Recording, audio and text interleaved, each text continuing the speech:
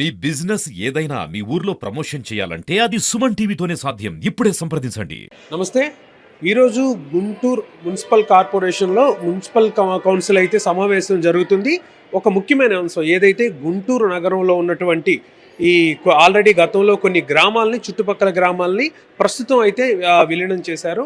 అయితే ప్రస్తుతం రీసెంట్‌గా మరో 11 గ్రామాలని ఏదైతే గుంటూరు చుట్టుపక్కల ఉన్నటువంటి గ్రామ పంచాయతీలని 11 గ్రామాలని విలీనం చేయాలనే అంశంపై వాటిలో లాభ నష్టాలు ఏంటనే సమావేశం అయితే జరుగుతుంది. ఇందులో పాలకవర్గం అదేవిధంగా ప్రతిపక్ష వర్గం రెండు కూడా అక్కడ రెండు పార్టీలకు సంబంధించిన వారు అక్కడ డిస్కషన్స్ నడుస్తూ ఉంది. అయితే ఇందులో ముఖ్యంగా గుంటూరు పరిధిలో ఉన్నటువంటి ఏదైతే చుట్టుపక్కల ఉన్నటువంటి 11 గ్రామాలు వాటి లిస్ట్ ఒకసారి చూస్తే లాలుపురం, చల్లవారిపాలెం, వెంగళాయపాలెం, మల్లవరం, చిన్నపలకలూరు, దాసుపాలెం, తురకపాలెం, తోకవారిపాలెం, గోర్లవాలిపాలెం, ఓబుల్నాయుడుపాలెం, జొన్నలగడ్డ ఈ ఈ 11 గ్రామాలని గుంటూరు ప్రాంతంలో గుంటూరు నగర పరిపాలన దాంట్లో మున్సిపాలిటీలో గనక విలీనం చేస్తే అవి కూడా అభివృద్ధి చెందుతాయి.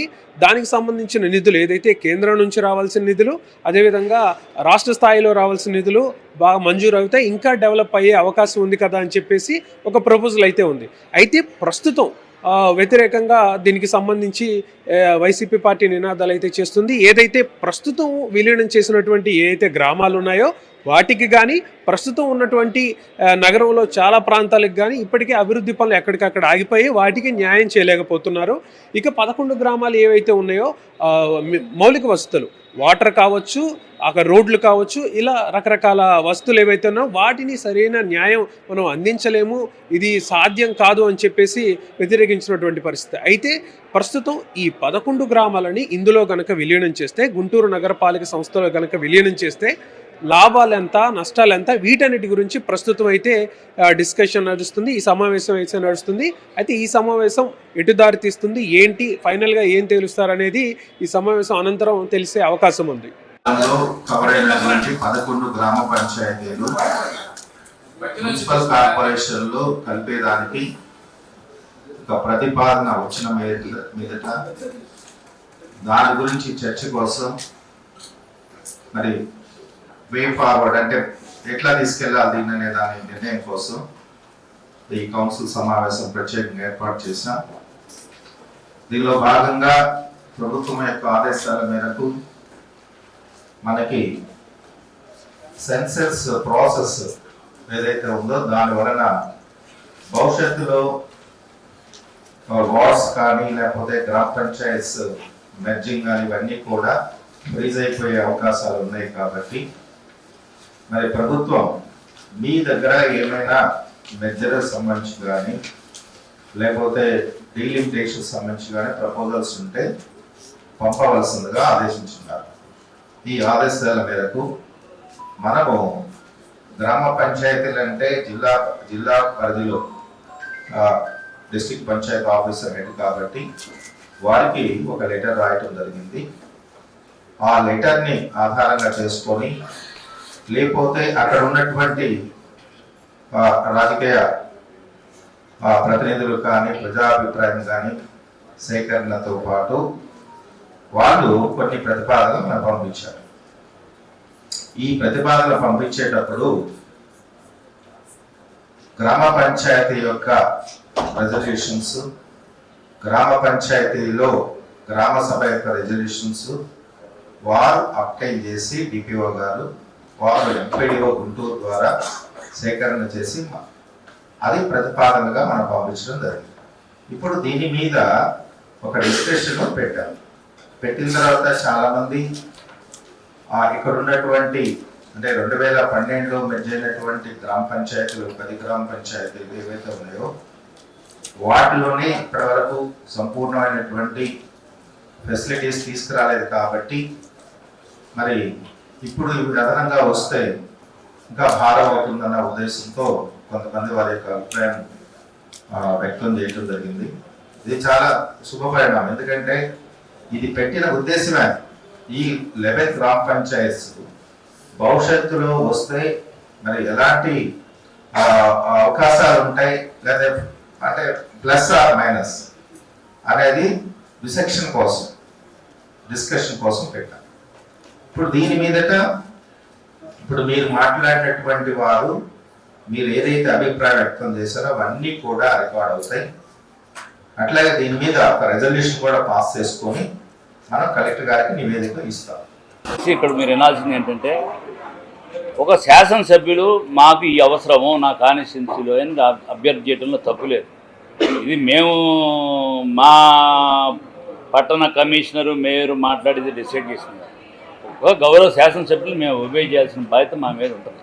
ఎందుకంటే ఆయనది ఆల్రెడీ మా యొక్క కార్పొరేషన్ పరిధిలో 8 డివిజన్లు ఉన్నాయి కాబట్టి మా డివిజన్ను మీరు ఏదన్నా ఈ 11 విలేజెస్ కూడా మెర్జ్ చేస్తే డెవలప్మెంట్ బాగా జరుగుతుంది ఫ్యూచర్లో అని చెప్పి ఆయన సూచనలు చేశారు.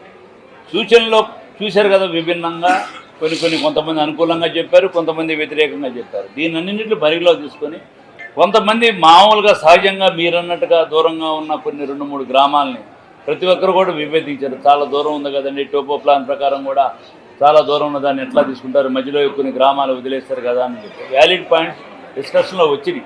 తప్పకుండా దాన్ని కూడా ఏమైతే డిలీట్ చేయమంటున్నారు, ఏమైతే యాడ్ చేయమంటున్నారు, అసలు ప్రతి ఒక్క అభిప్రాయాన్ని గౌరవ అధికారులు పై అధికారులకు తెలియజేయాలని కోరుతాను.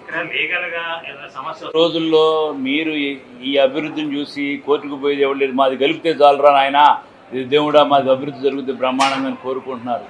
ఊరినే ఇవన్నీ ఏంటంటే కొంతమంది వ్యక్తిగత ఎజెండాలు ఉంటాయి. ఆ ఎజెండాలు నేను ఇక్కడ పలానా సీట్లోంచి నేను మాట్లాడకూడదు. అన్ని ఎజెండాలు ఏంటో నాకు తెలుసుకొని ఇక్కడేం తెలియకేం కూర్చోరు. వ్యక్తిగత ఎజెండాలు వద్దు. మనం ఒకటే, కూటమి ప్రభుత్వం అభివృద్ధి కోరుకుంటుంది, అభివృద్ధి సంక్షేమం. అభివృద్ధిలో భాగంగా ఏ విధంగా ఆయన ఇప్పుడు 2047 ఒక విజన్ ఒక చంద్రబాబు నాయుడు గారు చెప్పారో దానిలో భాగంగా రేపొద్దున ఏమైతే ఇన్నర్ రింగ్ రోడ్లు వస్తున్నాయో ఆ ఇన్నర్ రింగ్ రోడ్లకి అవుటర్ రింగ్ రోడ్లకి ఏ విధంగా పరిసర ప్రాంతాలు ఉన్నాయో అవన్నీ డెవలప్మెంట్ చేసే భాగంలో ప్రతి ఒక్క ఇప్పుడు ఆయన గౌరవ ఎమ్మెల్యే సూచించే అధికారం ఆయనకు ఉంది కాబట్టి సూచించాడు. మేము ఇక్కడ అత్యవసర సమావేశం పెట్టే అధికారం మాకుంది కాబట్టి గౌరవ శాసనసభ్యులు ఇట్లా చెప్పారా, మీ అభిప్రాయాలు పై అధికారులు తెలియజేయమంటున్నారు. గౌరవ మున్సిపల్ అడ్మినిస్ట్రేషన్ మినిస్ట్రీ నుంచి వచ్చింది కాబట్టి మీరు తెలియజేయాల్సిన బాధ్యత మాకుంది కాబట్టి ఏమైతే ఈ మినిట్స్ రికార్డింగ్ చేసి వాళ్ళకి తెలియపరుస్తారు. ముందు కూడా చెప్పాను, రకరకాలుగా దాన్ని తీసుకెళ్తున్నారు. మేము వితిన్ టైంలో గౌరవ కేంద్ర మంత్రి గారు మీ అందరికి మాట ఇచ్చారు, వితిన్ ద షెడ్యూల్ టైంలో దాన్ని కంప్లీట్ చేసి మేము అప్పు చెప్తాం. ఈ మీడియా ద్వారా తెలియజేస్తాం. ఎక్కడ ఆగింది చెప్పండి నాకు. చేశారు కదా, చూసుకోండి జరుగుతుందో లేదో చూడండి. స్లో ఏం కాలేదు, జరుగుతుంది. మధ్యలో కొన్ని రోజులు ఎందుకు స్లో అయిందంటే ఈ పర్మిట్లు, ఈ మన మైనింగ్ పర్మిట్లు వాళ్ళు తెచ్చుకోవడం లేట్ అయింది. నిన్న మొన్న కూడా రిలీజ్ చేశారు. వాళ్ళ సైడ్ మైనింగ్ పర్మిట్లు లేక కొంత మెటీరియల్ రాలా, అంతేగాని వర్క్లో మాత్రం ఏం లేదు. As per schedule, before schedule మేము బ్రిడ్జిని గుంటూరు నగర ప్రజలకు అందజేయబోతాం. ఎవరు రకరకాలు మాట్లాడుతుంటారండి. నాకు ఇష్టం వస్తే నేను ఒకటి మాట్లాడతాను, నాకు ఇష్టం లేదా ఒకటి మాట్లాడతాను, నువ్వైనా అంతే మాట్లాడతావు. ఏముంది దానికి పెద్ద, అర్థమైందా? డబ్బులు గీయకుండా బాండ్లు కదా. నువ్వు వాళ్ళు క్లియర్గా చెప్పారు. నువ్వు హైకోర్టులో ఒక అప్పీల్ చేసావు. ఏం అప్పీల్ చేసావు? నాకు ఇంత అమౌంట్ రావాలని వేసావు. మేము వాళ్ళకి ఏ విధంగా తెలియజేసాం, నాయన ఈ రోజున్న బాండ్ వాల్యూలో నీకు బాండ్స్ ఇచ్చేది కూడా నువ్వు హైకోర్టులో అప్పీల్ చేసిన దానికన్నా ఎక్కువ వస్తుందని తెలియజేసి నేను వ్యక్తిగతంగా వెళ్ళి తెలియజేశాను. నువ్వు కోర్టులో వేసావు, మాకు 1,80,000 రావాలని వేసావు ఎగ్జాంపుల్.